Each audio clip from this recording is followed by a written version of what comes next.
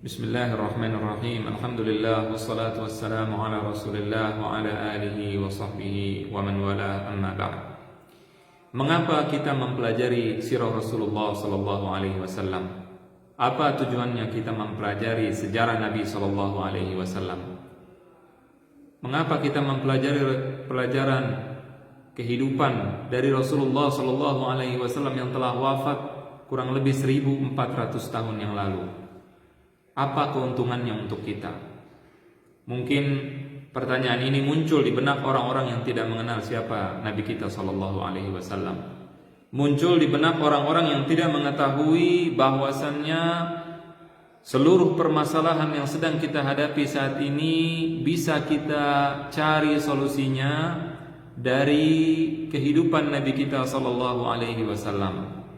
Pertanyaan ini muncul di benak orang-orang yang tidak mengetahui bahwasannya kehidupan Rasulullah, sirah Nabi sallallahu alaihi wasallam adalah mukjizat. Sirahnya beliau adalah mukjizat. Tidak ada satu orang pun yang kehidupannya ditulis dan dipelajari dengan sangat detail, dengan sangat teliti. Semua hal ditulis, semua hal dipelajari dari mulai bangun tidur sampai bangun tidur kembali. Semua hal, pernikahannya, cara makannya, cara berdirinya, cara berjalannya, cara hidupnya, cara berdagangnya, dan semuanya dipelajari dengan sangat mendetail, dipelajari dengan sangat teliti, dan semuanya dibukukan dan semuanya diajarkan dari generasi ke generasi. Satu-satunya manusia yang diajari dengan sangat teliti dan dipelajari dengan sangat teliti kehidupannya adalah Nabi kita sallallahu alaihi wasallam. Kalau kita mempelajari sirah Nabi sallallahu alaihi wasallam, kita akan mendapatkan bahwasannya Rasulullah sallallahu alaihi wasallam pernah menjadi orang yang kaya. Rasulullah sallallahu alaihi wasallam pernah menjadi orang yang miskin. Rasulullah sallallahu alaihi wasallam pernah menjadi militer, pernah menjadi panglima perang. Rasulullah sallallahu alaihi wasallam pernah menjadi rakyat sipil. Rasulullah sallallahu alaihi wasallam pernah menjadi pemimpin. Rasulullah sallallahu alaihi wasallam pernah ditindas. Rasulullah pernah diusir, dan Rasulullah sallallahu alaihi wasallam pernah kalah dalam peperangan. Rasulullah sallallahu alaihi wasallam pernah menang dalam peperangan. Rasulullah sallallahu alaihi wasallam pernah menguasai kota musuhnya. Rasulullah sallallahu alaihi wasallam pernah mengadakan perjanjian damai. Rasulullah sallallahu alaihi wasallam hidup di tengah masyarakat yang kafir. Rasulullah sallallahu alaihi wasallam pernah hidup bersama dengan orang yang beragama selain agama Islam. Rasulullah sallallahu alaihi wasallam pernah menghadapi berbagai macam dan berbagai jenis kehidupan. Rasulullah sallallahu alaihi wasallam pernah berdagang. Rasulullah adalah seorang bapak. Rasulullah adalah seorang suami alaihi salatu wassalam. Rasulullah sallallahu alaihi wasallam adalah seorang kepala negara. Beliau pernah mengutus utusan ke negara-negara tetangganya. Rasulullah sallallahu alaihi wasallam adalah seorang guru. Rasulullah sallallahu alaihi wasallam adalah seorang pendidik. Semua ada dalam kehidupan Nabi sallallahu alaihi wasallam. Oleh karena itu, beliau adalah suri tauladan. Beliau adalah contoh bagi setiap orang, apapun profesinya, apapun keadaannya. Beliau adalah contoh. Beliau pernah memberikan binatang ternak kepada orang-orang yang tidak mampu, kepada orang miskin, kepada orang-orang yang beliau ingin berikan hadiah. Beliau berikan kepada mereka ratusan binatang ternak. Saat ini mungkin tidak ada yang mampu melakukan itu kecuali orang yang kaya, orang yang memiliki uang saat ini. Apalagi pada zaman dahulu. Itu menunjukkan kekayaan beliau alaihi salatu wassalam. Dan Rasulullah sallallahu alaihi wasallam juga pernah beberapa bulan beliau tidak makan kecuali al-aswadan, yaitu at-tamr wal ma, kurma dan juga air.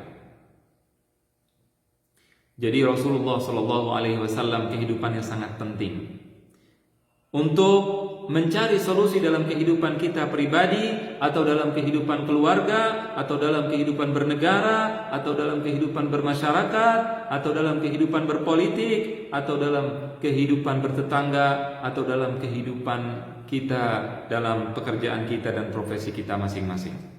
Kenapa? Karena kita mendapati bagaimana cara Rasulullah Shallallahu Alaihi Wasallam saat beliau sedang dalam keadaan yang kita sedang alami sekarang bertindak. Bagaimana cara bertindak Nabi Shallallahu Alaihi Wasallam? Itu kita dapati dalam sirah beliau. Oleh karena itu sirah beliau adalah sebuah pelajaran yang sangat penting dan harus dikaji oleh kita. Harus kita ajarkan kepada istri-istri kita, kepada anak-anak kita, dan juga sebelum kita mengajarkan kepada orang lain harus kita pelajari untuk diri kita sendiri agar kita mencintai Nabi kita Shallallahu Alaihi Wasallam. Rasulullah adalah hikmah. Al-hikmah adalah wad'u syai' fi mahallih, meletakkan sesuatu pada tempatnya. Beliau bisa menempatkan sesuatu pada tempatnya. Kapan saatnya marah? Kapan saatnya beliau tidak marah? Kapan saatnya beliau keras dan kapan saatnya beliau lembut dengan cara yang benar, di waktu yang benar. Karena seseorang yang tidak marah pada saat dia harusnya marah, sebagaimana Imam Syafi'i katakan, dia adalah keledai. Dia bukanlah seorang manusia yang berakal. Ketika waktunya marah dia tidak marah. Dan juga ketika seseorang di waktu harusnya dia lembut kemudian dia marah, itu pun juga tidak sebuah tindakan yang tidak terpuji. Dan ini semua kita pelajari dari kehidupan Rasulullah alaihi salatu wassalam. Jadi kehidupan Nabi sallallahu alaihi wasallam, kita mengambil hikmah yang sangat besar dari kehidupan Nabi. Dan juga kita mengetahui tentang ajaran-ajaran agama kita. Dan juga kita dengan mempelajari sirah beliau sallallahu alaihi wasallam, belajar juga untuk mencintai beliau alaihi salatu wassalam. Karena cinta kepada Nabi sallallahu alaihi wasallam adalah sebuah kewajiban bagi seorang muslim. Tidak boleh ada manusia di muka bumi ini yang lebih kita cintai, yang lebih kita agungkan lebih dari Nabi kita sallallahu alaihi wasallam. Kalau ada keluarga kita, baik dia orang tua kita, anak kita, istri kita, suami kita, kakek kita, nenek kita benci kepada Rasulullah sallallahu alaihi wasallam, benci kepada ajaran Rasulullah sallallahu alaihi wasallam, maka wajib kita membela Nabi kita sallallahu alaihi wasallam dan meninggalkan mereka semua. Itu adalah kewajiban yang Allah wajibkan kepada kita. Illa tansuruh faqad nasarahu Allah id akhrajahu alladhina kafaru. Kalau kalian tidak menolong Nabi Muhammad sallallahu alaihi wasallam, tidak membela Nabi Muhammad sallallahu alaihi wasallam, maka Allah telah membelanya ketika beliau diusir dari kampung halamannya oleh orang kafir. Ketika kita membela Nabi sallallahu alaihi wasallam, ketika kita mencintai Nabi kita sallallahu alaihi wasallam, bukan berarti kita berbuat sesuatu untuk Rasulullah sallallahu alaihi wasallam, tapi kita pada hakikatnya sedang beramal untuk diri kita sendiri, persiapan untuk kita menuju alam akhirat pada saat kita meninggal dunia. Jadi kehidupan Nabi sallallahu alaihi wasallam bukanlah kehidupan seorang manusia biasa. Kehidupan yang tidak bisa dibandingkan dengan kehidupan tokoh-tokoh biasa. Rasulullah sallallahu alaihi wasallam kalau mau dibandingkan maka dibandingkan dengan malaikat, dibandingkan dengan para nabi. Kita bicara dengan seorang manusia yang Allah bersumpah dengan umurnya. La'amruk innahum lafi sakratihim ya'mahun. Demi umurmu, demi umur Rasulullah sallallahu alaihi wasallam, la'amruk, Allah bersumpah dengan umur Nabi sallallahu alaihi wasallam, menunjukkan keistimewaan, menunjukkan keagungan hidupnya Rasulullah sallallahu alaihi wasallam.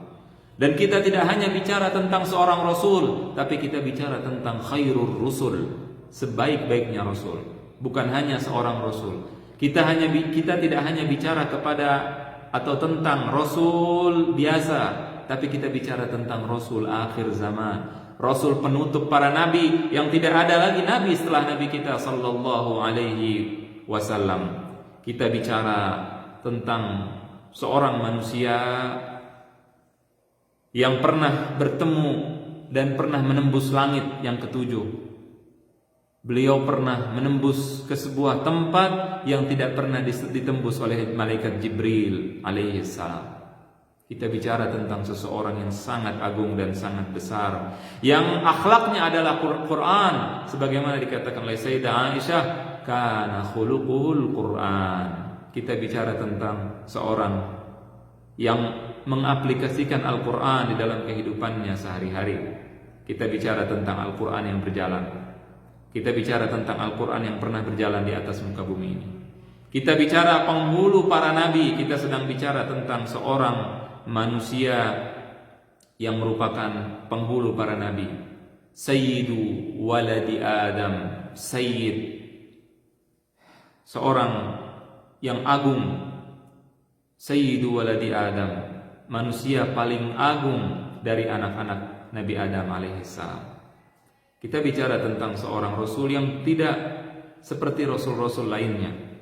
Oleh karena itu, maka membahas sirah Nabi Sallallahu Alaihi Wasallam sangat amat penting untuk orang-orang yang ingin mendapatkan solusi dalam seluruh kehidupannya. Bagaimana kita bertindak pada saat kita mengalami masalah? Bagaimana saat kita bertindak pada saat kita menerima nikmat? Bagaimana kita bertindak pada saat kita sedang lemah?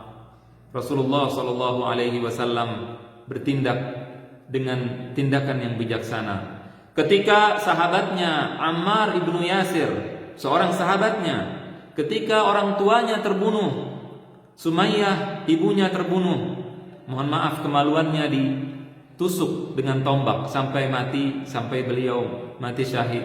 Sumayyah seorang wanita pertama yang mati syahid. Kemudian ayahnya Yasir terbunuh. Maka Rasulullah ketika melewati mereka, keluarga Yasir, Rasulullah tidak mengangkat pedang. Rasulullah tidak menyuruh untuk berperang, tapi Rasulullah mengatakan, sabran ala Yasir fa inna mau'idakumul jannah. Bersabarlah wahai keluarga Yasir, karena sesungguhnya tempat kalian adalah surga. Dan pada suatu saat lagi di dalam sejarah beliau Sallallahu Alaihi Wasallam, saat seorang wanita muslimah dilecehkan oleh orang Yahudi, maka Rasulullah menggerakkan pasukan untuk berperang melawan mereka. Rasulullah pernah mengalami di Makkah Al-Mukarramah, pernah menyaksikan, pernah melihat 360 berhala, ratusan berhala ada di Makkah, di sekeliling Ka'bah. Namun Rasulullah tidak mengambil kapak dan tidak menghancurkan berhala-berhala tersebut. Beliau beribadah di Ka'bah dan berhala ada di sekelilingnya. Dan pada masa yang lainnya, Rasulullah Shallallahu Alaihi Wasallam tidak membiarkan sehari pun berhala itu tegak. Ketika beliau mengutus Abu Sufyan, Khalid ibn Walid ke Taif untuk menghancurkan patung-patung berhala sesembahan mereka. Rasulullah Shallallahu Alaihi Wasallam pernah melihat para pelacur yang ada di sekeliling Makkah Al-Mukarramah. Rasulullah Shallallahu Alaihi Wasallam tidak melakukan apa-apa kepada mereka.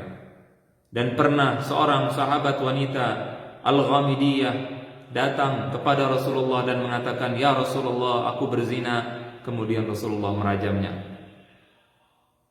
Rasulullah Shallallahu Alaihi Wasallam pernah berinteraksi dengan orang Yahudi dan beliau berdamai dengan mereka. Beliau mengadakan perjanjian damai dengan mereka. Kemudian pada suatu saat lagi Rasulullah berperang melawan mereka. Rasulullah Shallallahu Alaihi Wasallam pernah ketika beliau di Makkah Al-Mukarramah, ketika beliau ditindas, ketika beliau diusir dari kampung halamannya, beliau pergi hijrah ke tempat lainnya. Dan pernah juga pada saat sahabat-sahabatnya terbunuh, sahabat-sahabatnya yang lain yang terbunuh, ketika beliau mengutus 70 sahabatnya, maka beliau di sini tidak langsung melakukan, Rasulullah Shallallahu Alaihi Wasallam tidak langsung melakukan Rasulullah Shallallahu Alaihi Wasallam pada saat itu tidak langsung melakukan penyerangan kepada mereka untuk membalas hal tersebut. Itu dilakukan kenapa? Sesuai dengan keadaan yang terjadi pada saat tersebut. Maka dengan mempelajari sirah Nabi Shallallahu Alaihi Wasallam, kita bisa mengetahui dan kita bisa melihat dan juga kita bisa mengikuti beliau alaihi salatu wassalam di dalam kehidupannya dan di dalam cara beliau menghadapi semua masalah yang sama juga kita hadapi pada saat ini. Dan juga kita ketika menghadapi dan ketika melihat sirah Nabi, maka kita meyakini bahwasannya kebenaran yang akan menang walaupun sedang tertindas, walaupun sedang lemah. Rasulullah Shallallahu Alaihi Wasallam pada saat sedang lemah, maka Rasulullah pada saat itu mengatakan, "U'titu mafatihas Syam, u'titu mafatihal Yaman." Aku diberikan kunci-kunci Syam, kunci Yaman. Padahal pada saat itu beliau sedang dikepung di dalam perang Ahzab. Di dalam perang Ahzab beliau sedang dikepung di Madinah, tidak bisa keluar, tidak bisa melakukan apa-apa. Tapi beliau mengatakan dengan penuh keyakinan, "U'titu mafatihas Syam." Dan para sahabat yang sedang tertindas, yang sedang dalam keadaan lemah, mempercayai beliau Shallallahu Alaihi Wasallam. Demikian pelajaran tentang sirah sangat penting dan wajib kita ketahui dan wajib kita pelajari untuk diri kita, untuk keluarga kita. Tokoh pertama yang wajib kita pelajari adalah Rasul Shallallahu Alaihi Wasallam. Allahumma salli wa sallim wa barik ala Sayyidina Muhammad wa ala alihi wa sahbihi ajma'in. Wassalamualaikum warahmatullahi wabarakatuh.